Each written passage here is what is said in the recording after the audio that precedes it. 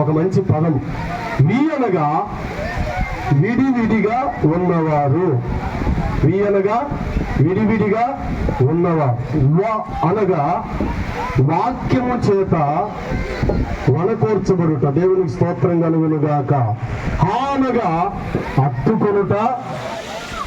మో అనగా తండ్రి యొక్కయు కుమారుడి యొక్కయు పరిశుద్ధాత్మ యొక్క త్రియేక నామములో ఏమండి ముడివేయబడుతా. చప్పట్లు కొట్టి దేవునాన్ని మైపరుద్దాం. దేవునికి మహిమ కలుగునుగాక. కాబట్టి అటువంటి పవిత్రమైన వివాహాన్ని తూర్పు పడమర ఉత్తర దక్షిణాల్లో నలుదిశలందు తరతరముల నుంచి యుగ యుగముల నుంచి ఏమండి ఎక్కడ చూసినా మనకు ఈ యొక్క పదం కనిపించదు. కానీ పవిత్ర బైబిల్ గ్రంథంలో సర్వ సృష్టికర్త అయినటువంటి దేవుడు దీనిని సర్వమానవాళి యొక్క మరి ఒక మంచి శుభప్రదమైనటువంటి కార్యక్రమం కొరకై దేవుడు నిర్ణయించాడు. దేవునికి స్తోత్రం కలుగునుగాక.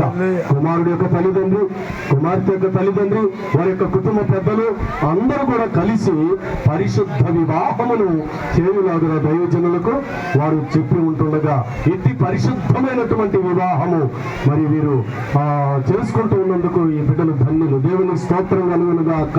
కాబట్టి పవిత్రమైనటువంటి దేవుడు పరిశుద్ధముగా ఈ వివాహములో ఉండి ఈ నూతన వధువులను మరి ఆశీర్వదించి ఈ వివాహమును ఘనముగా జరిగించి విడివిడిగా ఉన్నవారిని జతపరిచి వారి జీవిత కాలం అంతా మంచి దాంపత్యంతో మంచి దంపతులుగా ఏమండి వారిని దేవుడు ఆశీర్వదించి ఆయన ఆరోగ్యవంతులుగా దీర్ఘాయుష్యవంతులుగా బిడ్డ పాపల చేత ఇటు మరి వీరి తల్లిదండ్రులకు వారి తల్లిదండ్రులకు ఇరు వర్గాల కుటుంబాలకు మంచి పేరు తెచ్చుచు దేవుని ఆశీర్వదించబడిన దంపతులుగా ఈ బిడ్డలను దీవించును గాక. ఆమేన్. హల్లెలూయా.